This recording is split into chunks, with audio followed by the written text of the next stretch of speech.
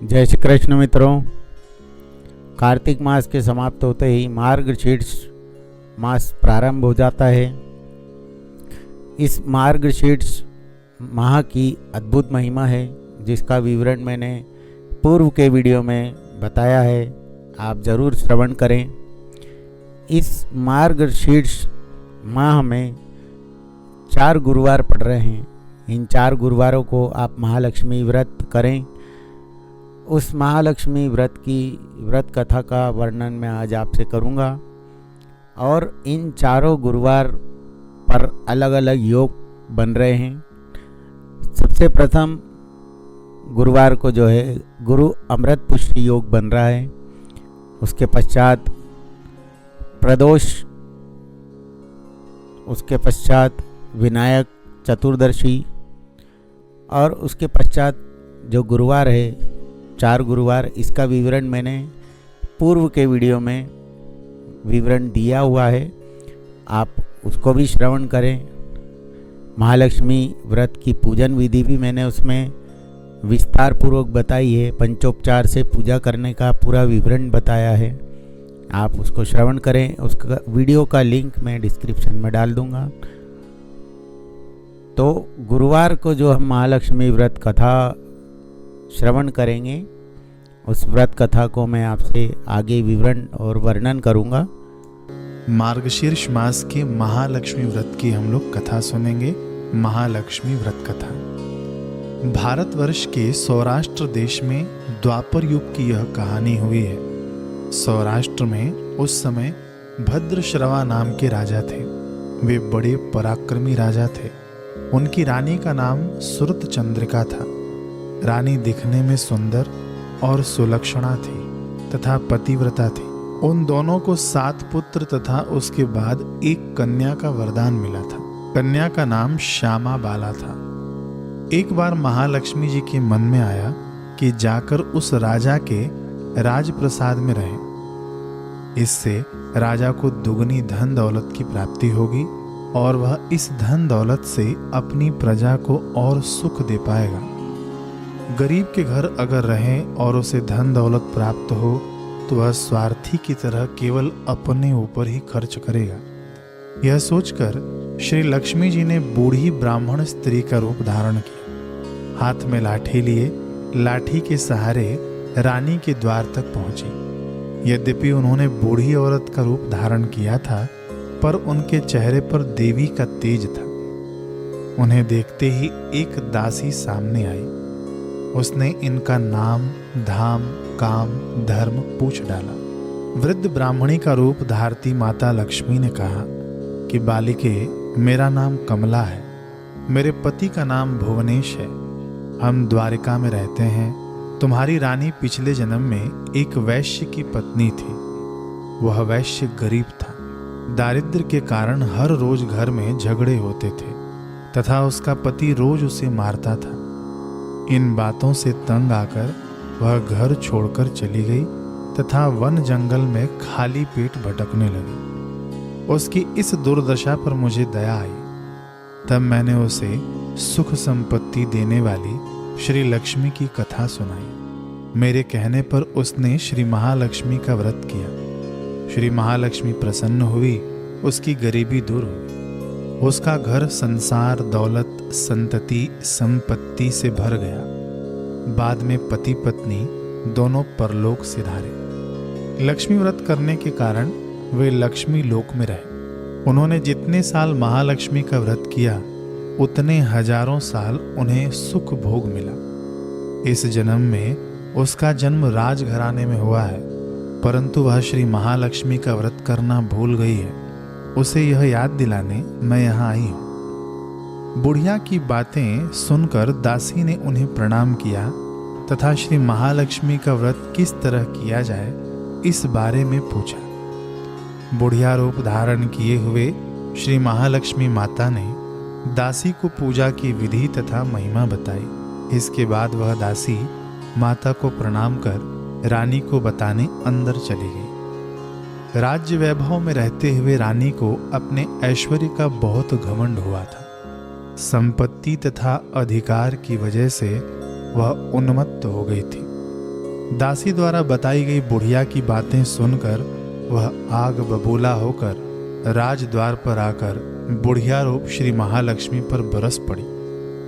उसे यह मालूम नहीं था कि श्री महालक्ष्मी माता बुढ़िया का रूप धारण किए द्वार तक आ गई हैं, परंतु रानी का इस कदर रूखा बर्ताव तथा अपना अनादर देखकर माता ने वहां ठहरना ठीक न समझा।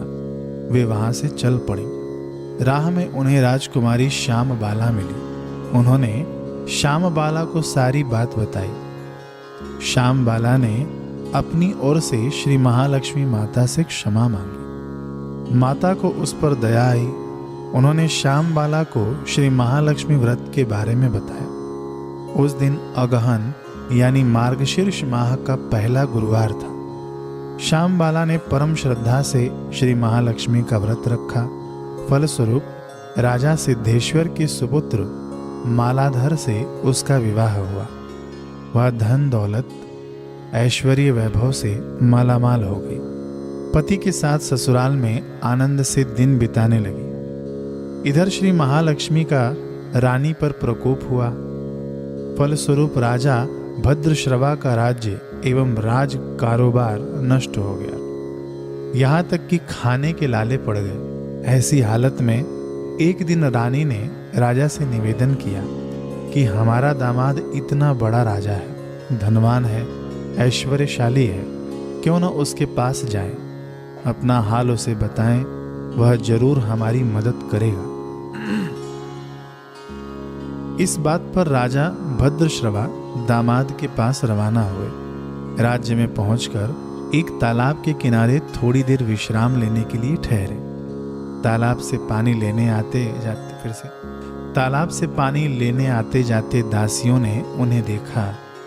उन्होंने विनम्रता से उनकी पूछताछ की। जब उन्हें यह मालूम हुआ कि वे रानी श्यामबाला के पिता हैं, तो दौड़ते हुए जाकर उन्होंने रानी को सारी बात बताई। रानी ने दासी के हाथ राज परिधान भेजकर बड़े ठाठ से उनका स्वागत तथा आदर सत्कार किया, खान पान करवाया। जब वे लौटने लगे तो सोने की मोहरों से भरा घड़ा दिया। राजा भद्रश्रवा जब वापस लौटे तो उन्हें देखकर रानी सुरत चंद्रिका खुश हो गई। उन्होंने सोने की मोहरों से भरे घड़े का मुंह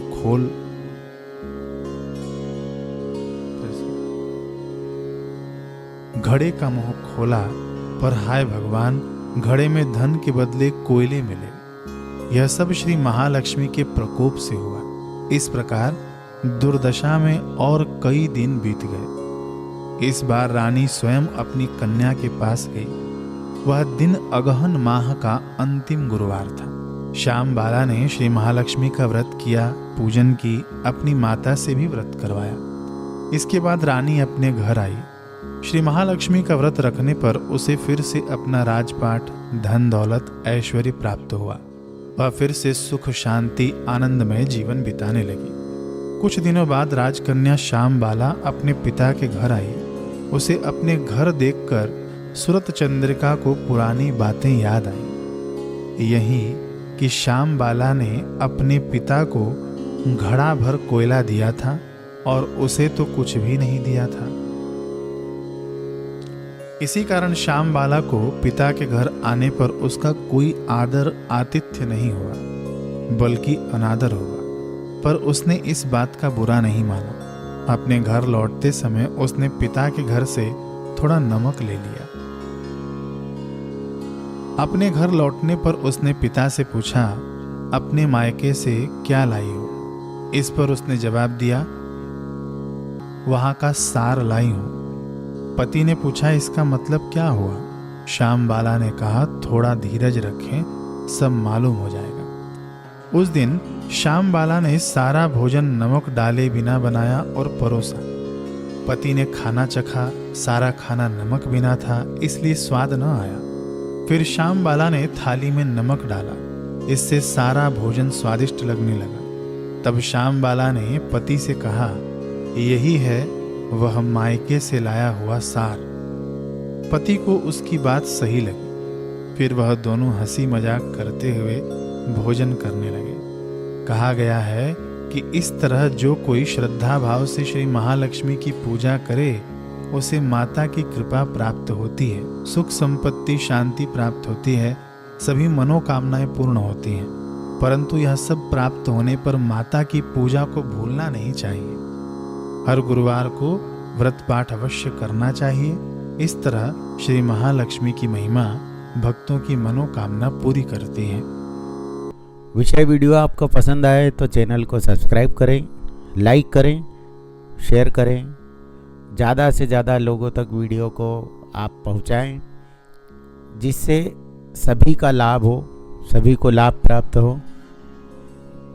जय श्री कृष्ण।